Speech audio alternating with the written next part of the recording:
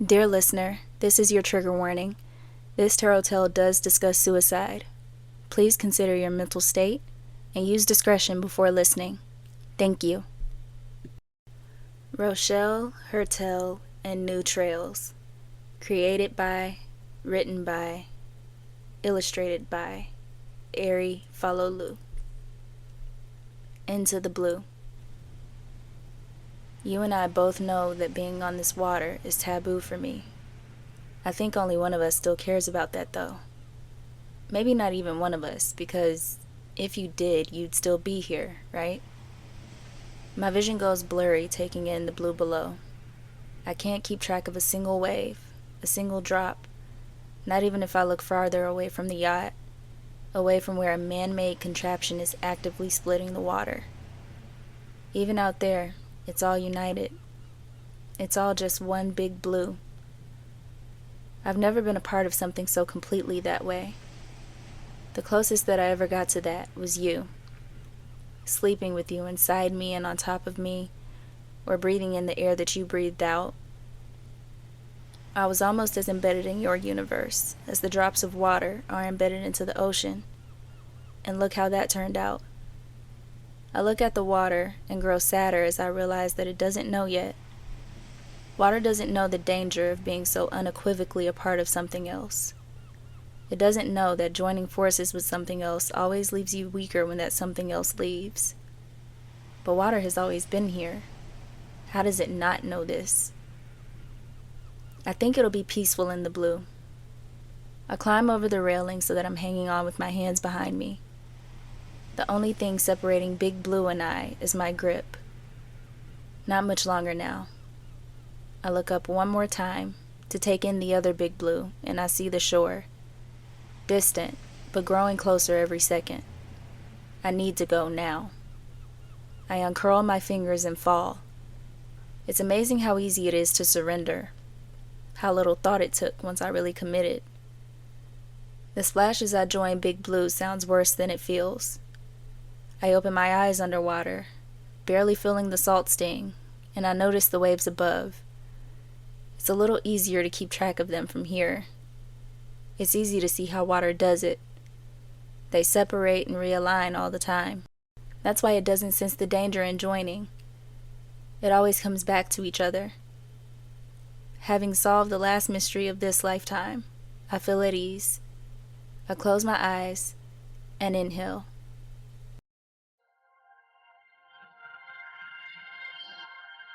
Coast Guard continues search for woman who is thought to have gone overboard. Rochelle Cassidy Jones went missing January 25, 2025 during what her assistant called a regular ocean day trip. Jones was known to take a yacht tour of different parts of the California coast once every 3 months and had been doing so for around 4 years. Her assistant, Marie Weiss, immediately felt like something was wrong when she didn't hear from Jones at 6:30 p.m., when the yacht was scheduled to dock.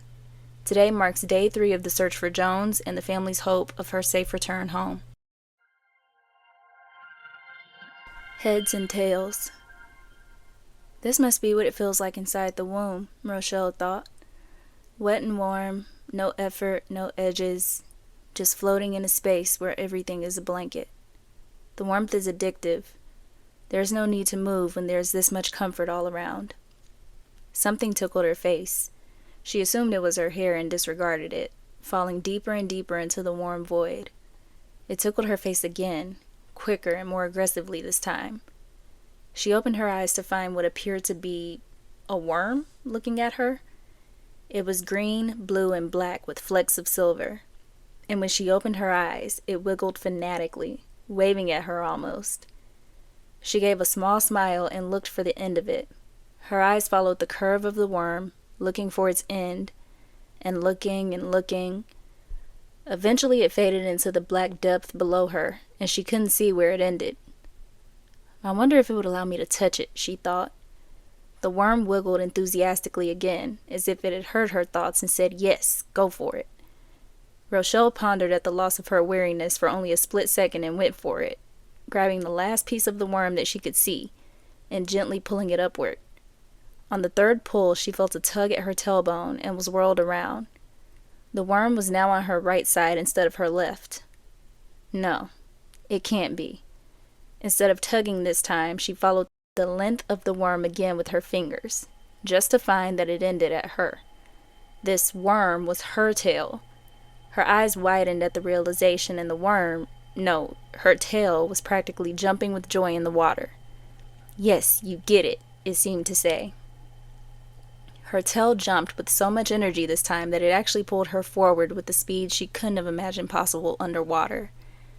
Different shades of blue and krill whipped past her eyes as she tried clawing at the water to swim in a different direction. Then she thought about it. This was her tail after all.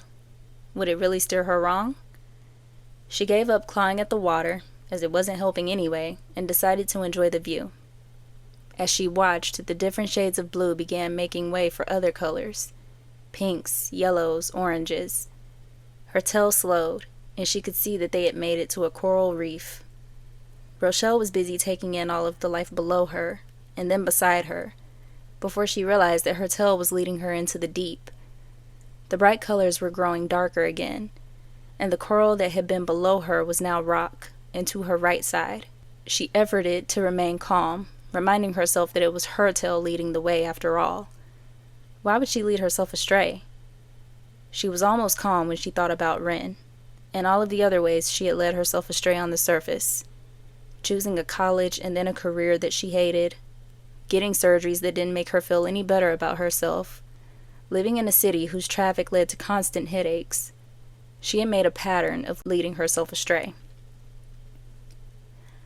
That thought made Rochelle move her arms, again attempting to swim in the direction opposite her tail. Even though they were moving much slower than before, Rochelle's attempts at control were just as useless. She tried pulling at her tail this time. If she couldn't gain control, maybe she could at least stop herself in her tracks. Also no use. She looked further ahead at the end of her tail and noticed that it was lit up and adamantly moving forward, almost as if in a trance. She looked down toward where her tail was pointing and saw a faint white light in the distance. For the third time, she decided to give in and be guided. She closed her eyes and enjoyed the ride. Meeting of the minds.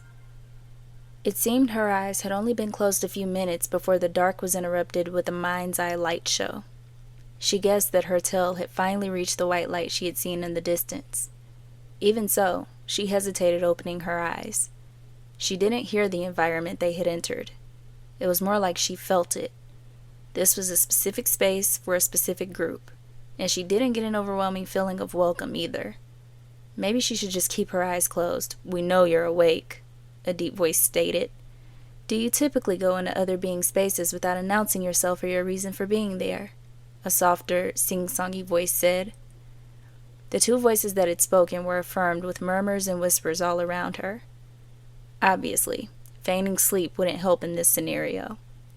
She opened her eyes and saw a sandy floor, magnetized to somehow create a glittery pattern that skirted as far as her eyes could see, even moving up the pillars that held up the space they were in.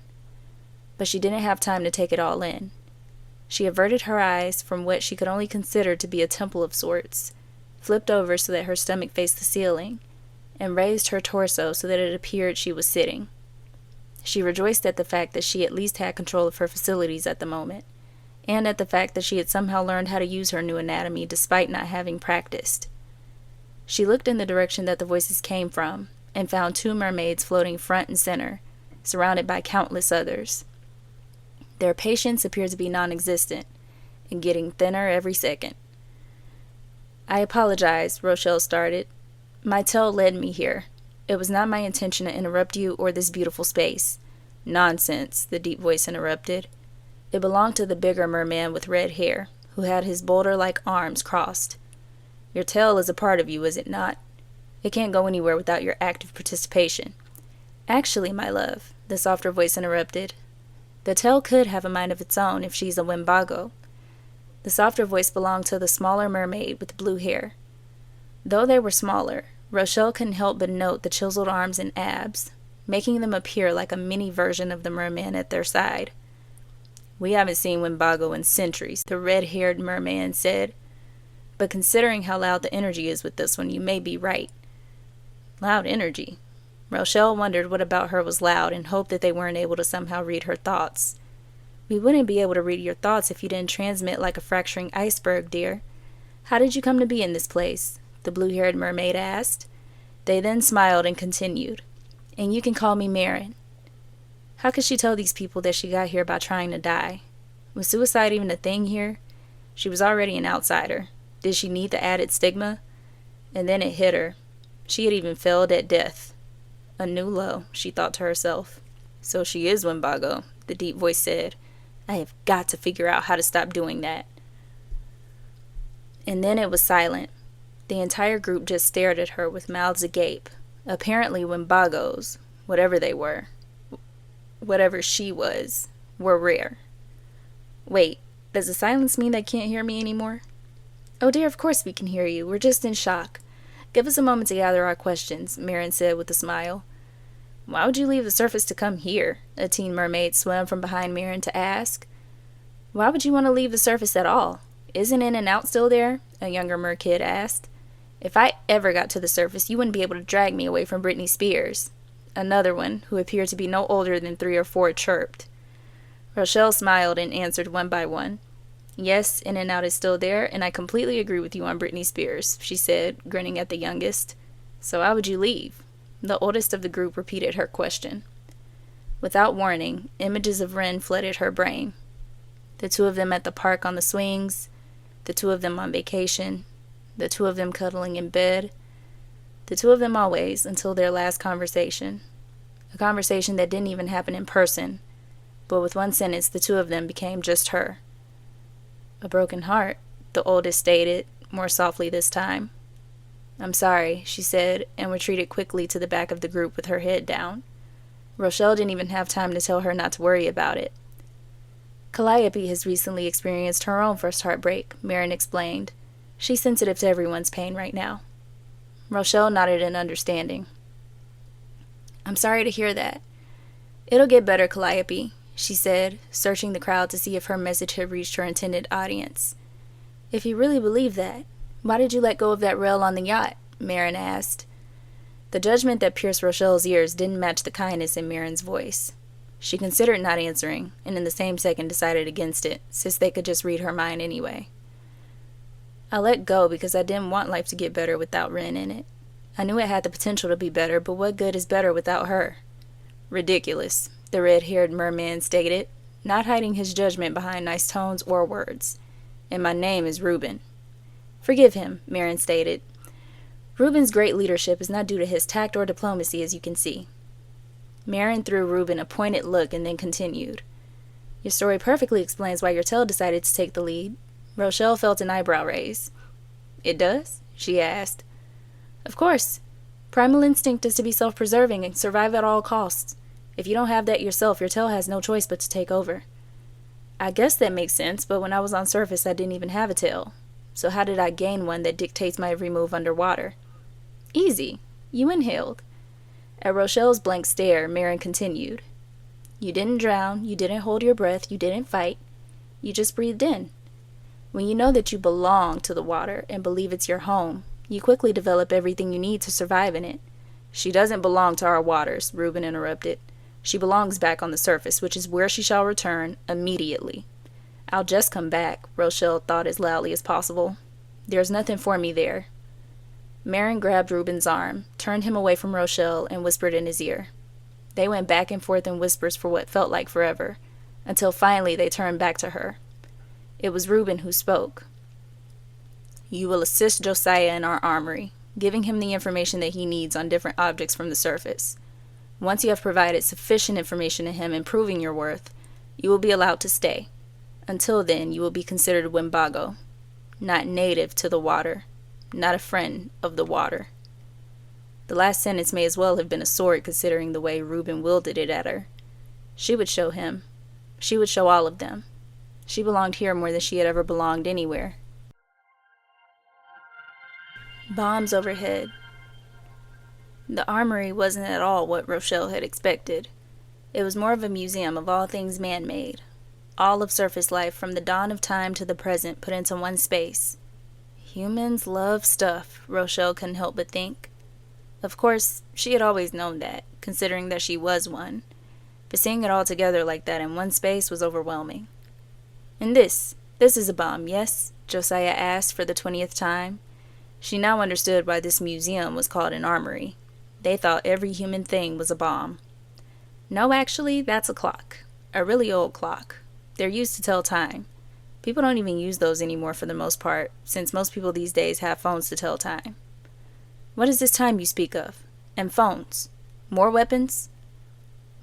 I've never considered time to be a weapon, but now that you mention it," Rochelle started, but then she was interrupted by Bruni and Bria, twins who helped Josiah run the armory.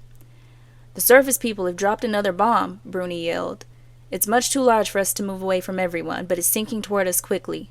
We have evacuated everyone to Fela, but we need you to tell us how to handle this." Josiah didn't hesitate, swimming into action so quickly that he was a blur in Rochelle's peripheral.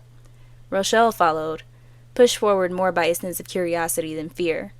She was certain that this was just another mundane object being proclaimed as a bomb. And she was right. She looked at the net of trash surrounded by sludge that was slowly sinking toward them and tried to hide her amusement. "No worries, everyone. That's not a bomb. That's what humans, surface people, call trash." "What is this trash?" Josiah asked, the urgency still in his voice. "It's a mix of materials that humans can't or don't use, and so it's considered waste." Rochelle looked around for an example of the mer people's waste. She even thought through the week she had been with the Mintakans, as she learned they were called, but couldn't find any examples. "I don't have an example that will relate to you all," Rochelle finally said. "It seems Mintakans either never had waste or figured out a long time ago how to make everything useful." "So it's not a weapon. But your filth that you're dumping on us?" Bruni asked, getting close enough to Rochelle's face so that she could see the veins in his eyeballs. "Somehow that infuriates me even more." "Just because it's not intended as a weapon doesn't mean that it isn't," Josiah said from a distance. He had swam toward the sinking mountain of trash and was inspecting it with the seriousness one might expect of a detective in a homicide unit. "I've seen plenty of these materials get stuck in our neighbors' shells, blowholes, or elsewhere on their bodies and make them sick," he stated as he held up a twisted plastic bottle. Any amusement Rochelle had felt earlier dissipated in an instant. Josiah was right. These mundane objects could do, and had already done, a world of harm to creatures who had no clue what they were or how to handle them. Maybe they were bombs. "I'm so sorry," Rochelle whispered. "We don't need your apology. We need a resolution," Bruni yelled, growing increasingly upset by the millisecond. "Bruni," Bria yelled, "calm down. Rochelle can't be held responsible for the actions of her entire tribe." Bruni looked Rochelle up and down with a look that can only be described as pure hatred before he quietly said, "Sure she can," and swam away. "I apologize for my brother," Bria said with a small smile. "Like you said, I can't hold you responsible for the actions of your tribe," Rochelle smiled back. "Besides, I can't say that he's entirely wrong. I can't single-handedly change anything, no, but I didn't even realize this was happening. I thought this was illegal from the surface. It seems to be... What word did you use? Illegal? This means prohibited, yes? It seems to be illegal in some parts and not in others. Our elders say that this never happens back in Marema. Even when we first moved here, this happened only rarely. But now it's a common occurrence, unfortunately. And we should swim together to Fela.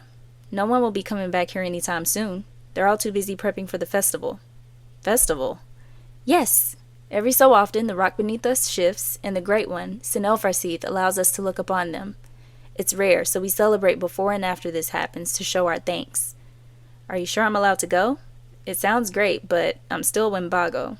Bria smirked. "Please, everyone will be too phased to even notice you're there."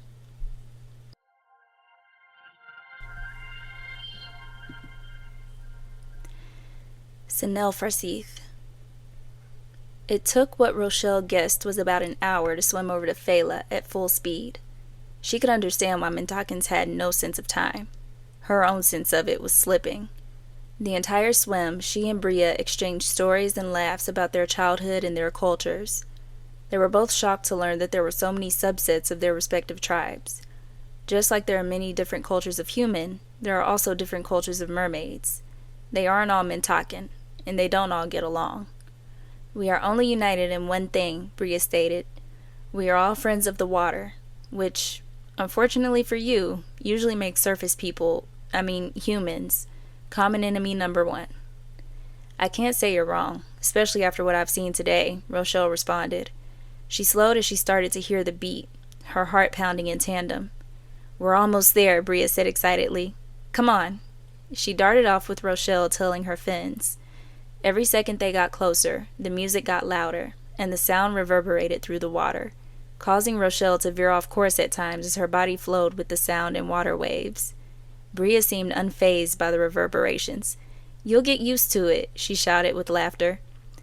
Finally, in what seemed to be an instant, they were in the thick of the celebration, surrounded by Mintakans and another group of merpeople Rochelle had yet to see. Bria screamed every second, it seemed, as she greeted the newcomers joyfully with hugs and kisses. These are our cousins from Arema, she finally explained. We hadn't heard from them this year, so we weren't sure if they were coming. Apparently, they wanted to surprise us. I see it worked, Rochelle laughed as she continued dancing.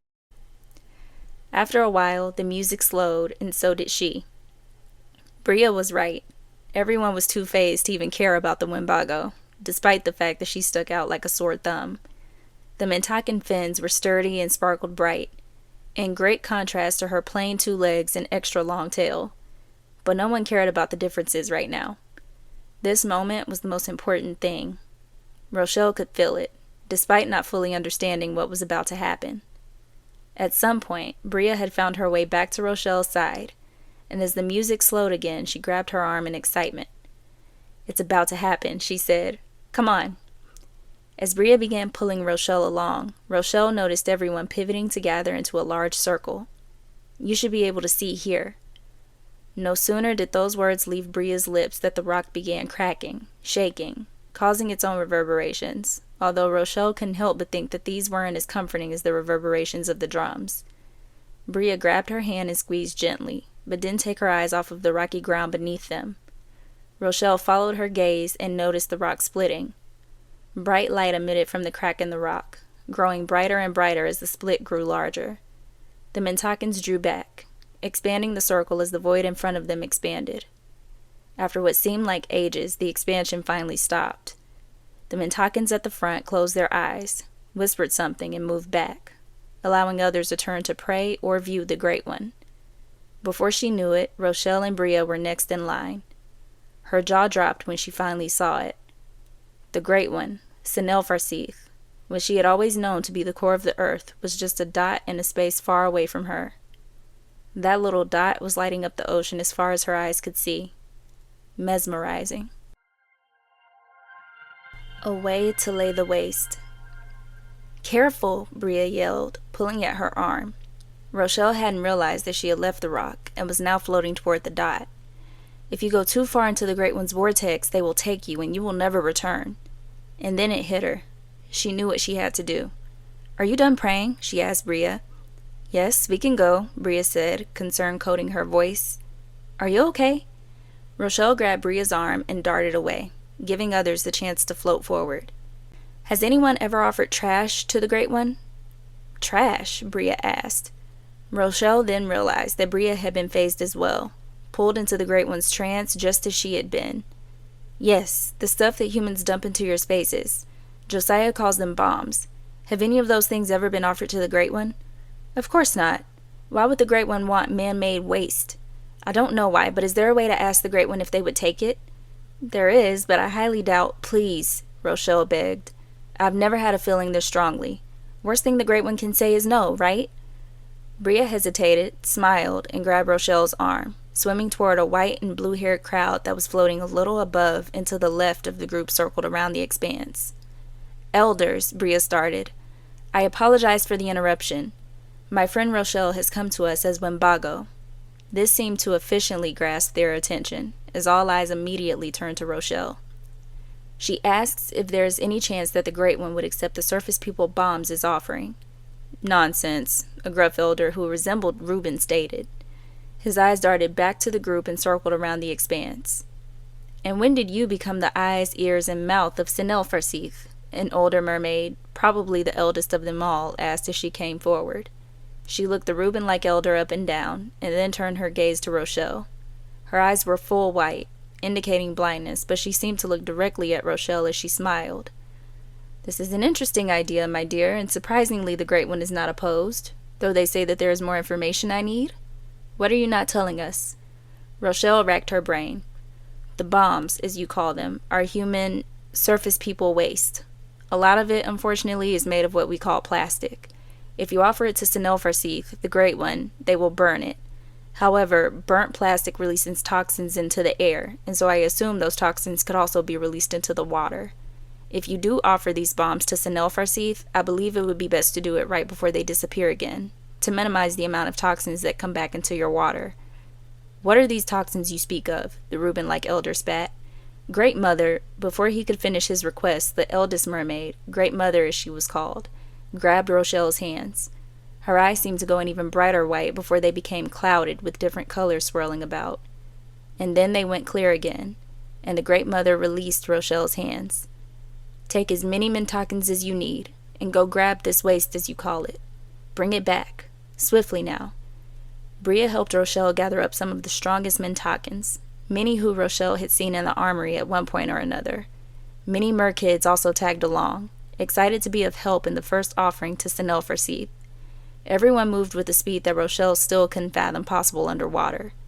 And yet, she kept up. In what felt like an instant, they were back with loads of bombs that made Rochelle cringe at the sight of them. Farseeth, the Great Mother, speaks. The Great Mother spoke. You all have offered and prayed, and Farseeth has heard all of you. Yes, even you, Callias, she said, grinning at a toddler who grinned back before swimming to hide behind his mother's fin. Farseeth says that many of your prayers were related to the surface people and their bombs. Many of you asked that they be stopped, the surface people themselves be destroyed, that the waters be returned to their light and health, so that we may do the same.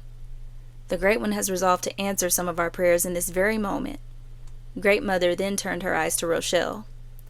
We have among us a Wimbago at the ceremony, who understands the surface people and how best to deal with what they call waste, a concept which we Mintakans could never understand. But this Wimbago, Rochelle, has come by the grace of the Great One to offer us guidance in this time of our most dire need. We shall offer the surface people bombs to the Great One, and they shall swallow our burdens so that we need never see them again. At this proclamation, the Mintakans chanted, clapped, and gave praise in whatever way they could think of in the moment. Great Mother smiled and raised a hand. The crowd immediately grew silent. These offerings shall continue until the surface people discontinue their bombs or until we all end, whichever comes first. We shall spread the knowledge of these offerings, so that our brethren and neighbors who are battling the same issue can offer in tandem. And you, Great Wimbago, she said, looking to Rochelle, shall return to the surface and be the voice of the Great One there. The people cheered loudly, but Great Mother spoke even more loudly over them. You shall inform the surface people of their sins against Farseeth and their children. The Great One knows that most of the evil caused by the surface people is due to ignorance, not malice. And so it will be your job, Great Wimbago, to inform them, to find the root of the issue so that you may find resolution.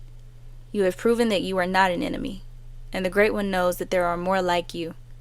Do not come back here, and do not try to leave the surface again. There is too much good left for you to do, Rochelle Cassidy Jones, Great Wimbago of the 7 Seas and 7 Sisters. The crowd was in an uproar at this point, with those near Rochelle patting her on the back and cheering as she sobbed. We shall end this festival, Great Mother continued, with our very first offering to Farseeth. Let us thank the Great One, and watch in reverence as they mightily destroy what has plagued us with a vengeance. She nodded to the Mintakans who held the bombs, and one by one they floated forward over the expanse, emptying their hands of mountains of waste. Everyone did as instructed, watching the bombs float downward toward the dot that is the Great One, until they were swallowed whole. Rochelle was able to see the last bomb be swallowed by the flames, right before the expanse shrunk again, temporarily hiding the Great One from sight. Woman who was missing at sea for 2 weeks found in perfect health. Rochelle Cassidy Jones, a 29-year-old woman who went missing at sea on January 25, 2025, was found washed ashore and asleep. People who found her state that she was extremely blue and rushed to call police and paramedics. Jones was rushed to the hospital and despite all odds was declared to be in perfect health. Jones has been reunited with her family, who wrote in a Facebook post, "Thank God for bringing our Rochelle back to us, and thank all of you for your prayers. We had almost given up hope, but this is a much-needed reminder of what the faith of a mustard seed can do." "Are you sure?" Marie asked for the umpteenth time. "This is your career we're talking about. You really want to discontinue your partnerships with all of these brands simply because they're not ecologically ethical?" "Yes, that is what I said. I am 100% sure, and I will put it in writing if you need me to," Rochelle said with a smile. They were walking down the boulevard, simultaneously working and taking in the sights, when a bright orange sphere sitting in a shop window caught Rochelle's eye. She immediately went inside and went straight to the gym. Without the glass separating them, she could almost hear its whisper. "Don't forget your tail." It was the great one, Senel Farseeth, incarnated as crystal. "The orange calcite sphere is a beautiful choice," the shopkeeper said from beside her. "Is it?" Rochelle asked, already convinced, but willing to let the shopkeeper sell her on it even more. "Yes, indeed. It's said to bring exuberance to one's life, help with depression, and create a general feeling of well-being. Of course, these statements have not been studied by the FDA," he joked. Rochelle laughed. "I'll take it." Resonances. Resonances can be thought of in numerous ways. For me, the creator of this story, they are the songs, concepts, and topics that came to mind as I was writing. For you, the listener, these may be things that may have come up for you recently to create a synchronistic moment. These may be things you've never heard of but feel called to explore. Or they may be nothing at all to you. I'm simply listing them here in case they are relevant. This tarot tale was inspired by a card spread from The Mermaid Tarot by Lisa Robertson. Musical resonances: I Wanna Be Yours by Arctic Monkeys, Smother by Daughter, Trance by Travis Scott, From the Bottom of My Broken Heart by Britney Spears, Underwater by Rufus Du Sol, Resolution by Alia, also known as Aaliyah, but she pronounced it Alia, Higher by Sam Garrett and Mose. Ponderings, prompts, things to research. Addictive versus addicting. I literally went down a rabbit hole with that. 1212. Nephthys. Nephthys. The spread itself was the Knight of Swords, Two of Pentacles reversed, Five of Pentacles, Five of Swords, Knight of Cups, and the Magician. In case you did not know, 20% of your purchase will be going to the ocean cleanup. Another 20% of your purchase will go towards the American Foundation for Suicide Prevention. And the remaining 60% is going to me, Ari.Falolu, to fund my dreams. So your sale, your purchase did a world of good, and I hope you enjoyed it. Thank you so much for your support. Hello, Soul Searchers. So I kind of wanted to add a little spiel at the end of the reading, the tarot tale reading, so that we could do a little bit of literary, spiritual, scholarly analysis between tarot and the tale. So I think I want to dive into the cards and just talk about what each card represented for me within the story that I wrote, and kind of like how I was thinking about it as I was writing the story. I don't know. I just feel like that could help somebody. So yeah, really interesting insights came up using this tarot. So the first card that showed with the Mermaid Tarot was this Knight of Swords. And of course, with the court cards, we always see them as people, right? We see them as like all of the other cards, Ace through 10, I feel like sometimes we're well aware that those can be things, those can be places, those can just be energies. I feel like with the court cards, though, the Page, Knight, Queen, and King, we always tend to see those as people. So this Knight of Swords is really interesting because this is basically the yacht. The yacht that's mentioned in the very first section of the story. And it's splitting the water, and you can kind of see that here. how this Knight of Swords is riding the wave, but as he's riding the wave, he's splitting the water. And yeah, I've never thought of a court card as a thing. Definitely never thought of it as a machine, or for lack of a better word, I know it's like a form of transportation. We're going to call it a machine here. Never considered Knight of Swords to be that way, but it's actually very fitting because swords is technology, and a yacht is a form of technology. It was really interesting to see how this Knight of Swords ended up being personified. Even for me, as I was writing, I was like, damn, that's cool. I don't know where that came from, but that's dope. There was something else I was going to say about this Knight of Swords. So in that section, in the first section of the tale, she's talking about how she doesn't understand how water can keep splitting, or like how water can be so joined and unified. Like, isn't it scared of getting separated or split up or something? And looking at this Knight of Swords, there's a sense of like there's something separating it though. Like, water wouldn't just separate. There's something causing that separation. And also that's not quite true because you do have evaporation. So you do have like the water that ends up going into the clouds. And so there is like a cycle of separation. Let's not get too technical here though. And so what I kind of got with this Knight of Swords is like, especially if you just feel like resonance with this story, there could be a separation happening right now. And if so, like whether this is with a job, a person, a group of people, it's happening for a reason, but it's also like I almost want to say like divinely orchestrated. That's really what it feels like. It feels like there's divine interference, because even though you may have really wanted this job or this person or this friend group or whatever it is, it's just not meant for you. There may be things that you're not seeing. And maybe you kind of felt this coming, and, you know, regardless of what you know, it also still just hurts because you've probably made memories with these people or whatever the case is. So that's just kind of like a random tidbit that's coming through with this Knight of Swords, is that if there is a separation happening for you right now, it's divinely orchestrated. Archangel Michael may be relevant as well.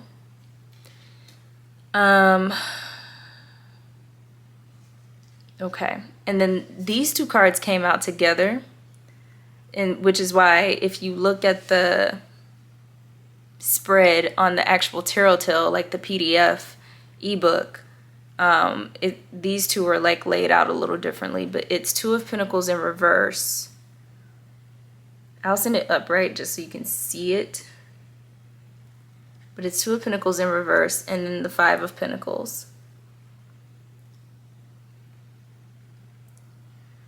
So Two of Pentacles in reverse talks about making a decision. Two of Pentacles upright is juggling, trying to figure things out. Two of Pentacles in reverse is like, there's nothing else to figure out here. We're gone. So obviously this is the moment when Rochelle has decided to unalive herself. That's what's represented by the Two of Pentacles. Five of Pentacles is when she ends up coming into contact with the Mentakins underwater. So the Two of Pentacles and the Five of Pentacles are kind of embodying that entire space, which actually quite a bit happens in that space. She discovers she has a tail. Her tail ends up leading her through a coral reef. And then she actually met the Mentakins and the leaders of the Mentakins, and how all of that went. But this is representative of that. You know, she thought she was leaving a bad situation, but there's a very real message with this Two of Pentacles reversed and Five of Pentacles that you can't run from it. You really just have to go through it. And oh, we're cooking.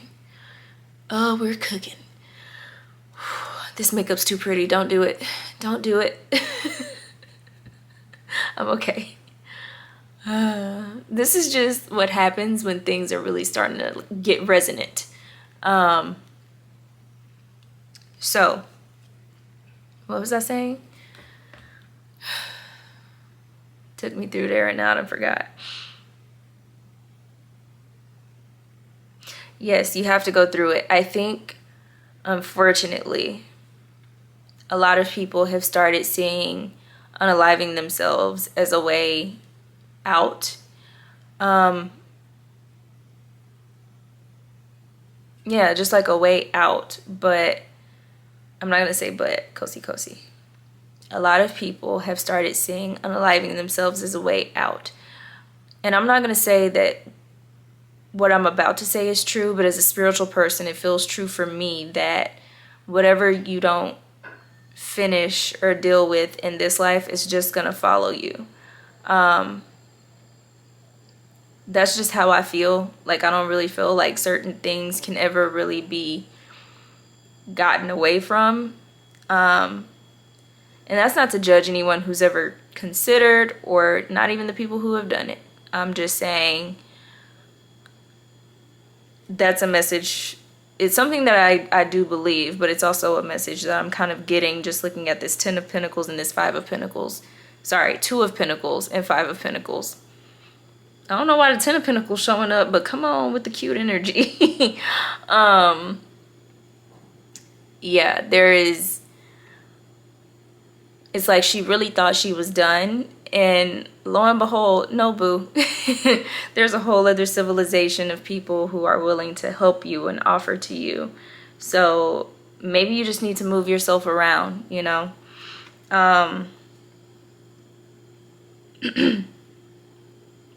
Environment matters. Environment is important. You know how they say you are like the 5 or 6 people you spend most of your time with, right?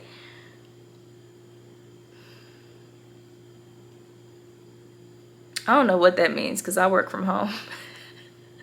I don't spend a lot of time with people. I'm seeing 939 on the camera.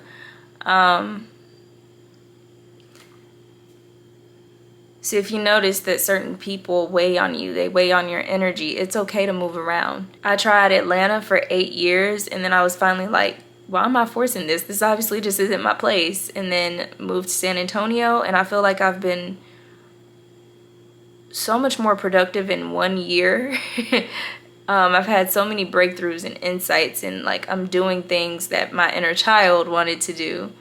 And I just feel like I would not be in this sort of energy if I were still in Atlanta. So environment matters. Sometimes you just need to shake up where you are, which is kind of what she did in the tarot tale, just in a more dramatic way. So I hope that helps anyone looking at. So I moved to San Antonio without even visiting. I had never visited San Antonio before I moved. So for some of you, astrocartography could be important, because that's how I figured out where I wanted to live. I thought about what I was looking for, and I looked for my sun, which is all about self-realization, basically, like figuring your shit out. I was like, I need clarity because Atlanta was so murky for me. So yeah, for some of you, if this resonates at all, you may want to check out your astrocartography chart and look at the lines, see what the lines mean, and which ones resonate with you. May be helpful. Okay, sorry, that one came with a lot of messages and a lot of energy. I think that's everything. Yeah, okay. Let's do it. So after that, we had the 5 of Swords. Another 5. 5, one of my favorite readers right now, she says that 4 is her number of contention. For me, it's 5. For me, it's 5. I've been seeing a lot of 5 of Wands lately. And it's just like, bro, why is everything training? Anyway, 5 of Swords. It talks about ego. And you can see that this child here has cut his hand on a sword. Something that he thought was just for play has become something that he realizes can do harm. And this to me represents the part of the tarot tale when Rochelle is in the armory and she's just like, y'all worried about this basic stuff, ain't none of this bombs. Like, she's just kind of amused by it. And then Josiah brings it down to earth for her, like, well, I've seen these things stuck in blowholes. I've seen, which he didn't say this, but this is what's coming up. I've seen turtles trapped in nets. And then it's like, oh, it's not so funny. You know, just because it's not a grenade doesn't mean it's not still dangerous, especially in an environment that's not accustomed to it, right? And so, yeah, that's exactly this Five of Swords energy for me in the tarot tale. It's like she thought something was just for play. She thought something was amusing, and then she learned, you know. She kind of saw it for what it is in that moment. Which is so interesting because Five of Swords, I feel like I don't see tarot cards the normal way. Like, I feel like, and I'm trying to be more open to this because I know there's a lot of wisdom in the way that I see the tarot cards. Five of Swords, Seven of Swords, Three of Swords, ooh, and it's a lot of swords too. That just hit me. Okay.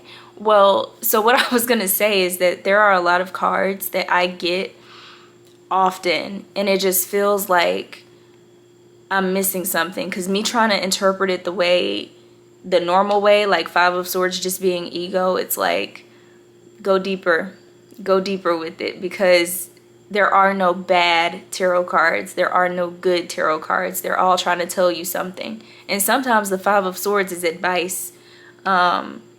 I've been feeling it a lot here lately. Like, damn, I'm really supposed to tap into my ego. I'm really supposed to be a little cocky, confident right now. And that's just foreign to me. Kind of. Like, in different ways. It depends on what we're talking about. But, yeah. Five of Swords here.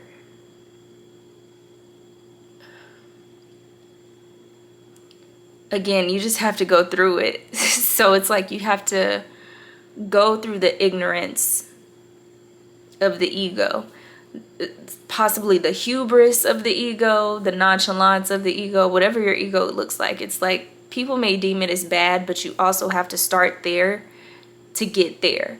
You also have to start with the Five of Swords to get to the Six of Swords, which is all about being moved into easier territory, calmer waters. Everybody perceives Six of Swords as a relatively good card for especially for the suit of swords. Swords is hard. But it's like you can't just go from the Ace to the Six of Swords. You have to go through it. And so I think the Five of Swords, that moment was just really pivotal. It's absolutely pivotal for the way the story ends up developing. Knight of Cups was the next card, and this was really easy to determine for me, especially after kind of figuring out what the storyline was. As soon as I saw this, I was like, oh, this is her finally seeing the Great One, Senelferseath, which is what we know as the core of the earth. I don't think I focused in too much on this part when I was reading it in the video. In this video, but it's basically when the chasm opens up and shows the core of the earth, people gather around it and pray to it and like look into it basically, and them looking into it kind of puts them in a trance. The Knight of Cups is very charming, a dreamer, and there's usually some sort of like romantic offering. And so yeah, it was just looking at this Knight of Cups, it's like he's looking into the cup. So these Mintakans and Rochelle, they're looking into this chasm and they're getting different bits and pieces of information about themselves, because remember, it's after Rochelle looks into Senelferseath that she's like, she has the epiphany of how excuse me, it's after she looks into Senelferseath that she has the epiphany to take the bombs, also known as the trash, and offer it to the core of the earth. So yeah, it was just very clear that that's what should be done there to me. And it's interesting. I love how introspective this Knight of Cups is, because something about this one just hits deeper than the usual Knight with the cup, you know? Traditional tarot is good for certain things, but this is also the importance of having different decks, at least for me, because he literally looks like he's trying to scry the water, like figure out what the water's trying to tell him. I just got the song What the Water Gave Me by Florence and the Machine, so that may be relevant for someone.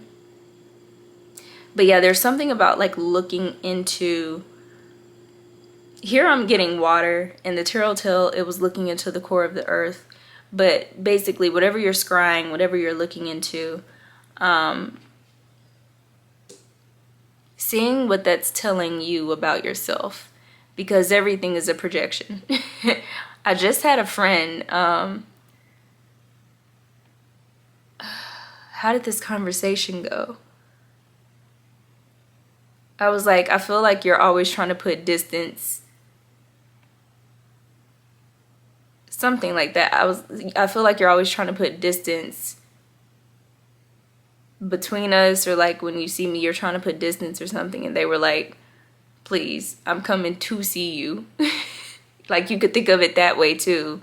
So it's like the same thing, but seeing different sides of it or interpreting it different ways. So with the Knight of Cups, there's definitely something about looking at things and realizing that you don't know anything about the thing you're looking at. What you're looking at is just offering you information about yourself. And that is probably one of the most beautiful ways I've been able to ever articulate the Knight of Cups. I love that. Anyway, last card, the Magician here. Now, by the time this card came out, I already knew that the core of the earth, Senil-Ferseith, the Great One, would be making an appearance. And so this was just perfection. I also love how the mermaid here has white hair. Like, she doesn't actually look old like the Great Mother in my story, but definitely wise. And so I knew that there had to be some sort of, for lack of a better word, magician who could come in and work with Senil-Ferseith, the core of the earth, and figure out if what Rochelle had intuited was correct, which it was. Yeah, that was just really, really kind of a beautiful moment, because the Knight of Cups, by the time the Knight of Cups and the Magician came out, I already kind of had the timeline, and it was more so just like confirmation. Maybe a couple of extra details came through, but it was absolutely beautiful. And that's another thing about the Magician. One thing that's always noted when talking about the Magician is how she, he, they use all of the elements available to them to create something. And you see here, they do have all of the elements. There is a cup, a wand, sword, where the pinnacle, and the pentacle's right there. So all four elements are here. But what the Magician is doing in my story isn't, it's not even using all of them, it's allocating them appropriately. So like Senil-Ferseith, the Great One, the core of the earth, that would be the wands, for example. And then the trash that's being offered would be the pinnacles, because that's tangible. And then cups would be like the emotion behind the offering. It also gives the Mintakans and the other mer people and the other ocean life a way to clean their home, because it's not like they can just throw the trash back, you know. Really, they could. Really, they could. But that's a topic for another day. I don't think the world would know what to do, but that ain't really their problem now, is it? And then swords. Swords could be the communication between the Great Mother and Senil-Ferseith, the Great One. swords could be the communication between Rochelle and the Great Mother. It's just all of the communication, even the Great Mother, like explaining the rules of how this is gonna go. So all of the elements are present, and everything's being used wisely and like in a way that helps and serves everyone. And in doing this, the Great Mother actually ends up sending Rochelle back up to the surface to then become a spokesperson for Senelferseath, Mintakins, Merpeople, whatever you want to call it.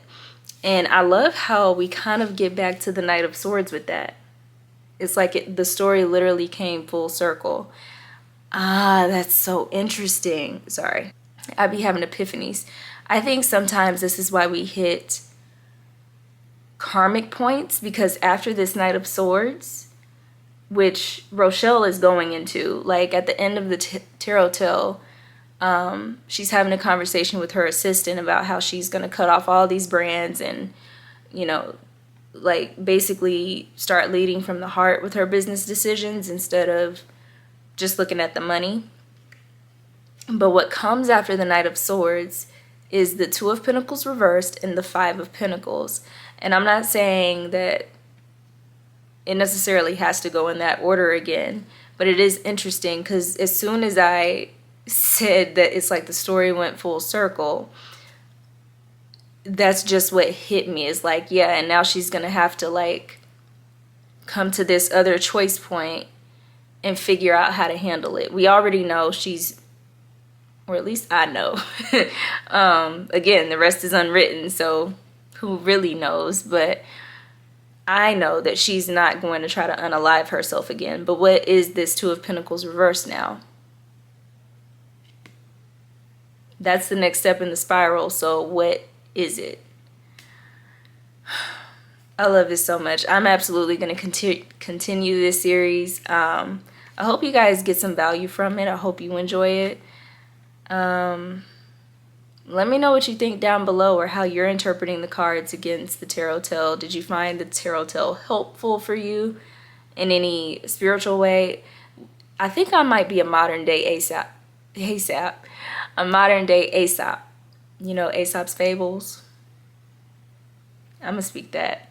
Actually, Kosi. I'm not gonna speak that because I don't even know that person's story, to be honest with you. I just know they wrote a lot of really good fables. Tortoise and the Hare and Fox and the Grapes. Okay, that's only 2. They got more than that. Disregard. Anyway, that's the video today. I hope you guys enjoyed it. Please let me know your thoughts down below. Again, I will have the link to the Tarot Tale ebook in the description box. If you want to do good all around, if you want to be the magician, that's a great way to do it because it helps me, but it also helps the earth. It also helps people who are going through a really hard time right now. So, yeah. Thank you guys so much for being here, and I look forward to seeing you all in my next video. Until then, I'll see you later, Soul Searchers.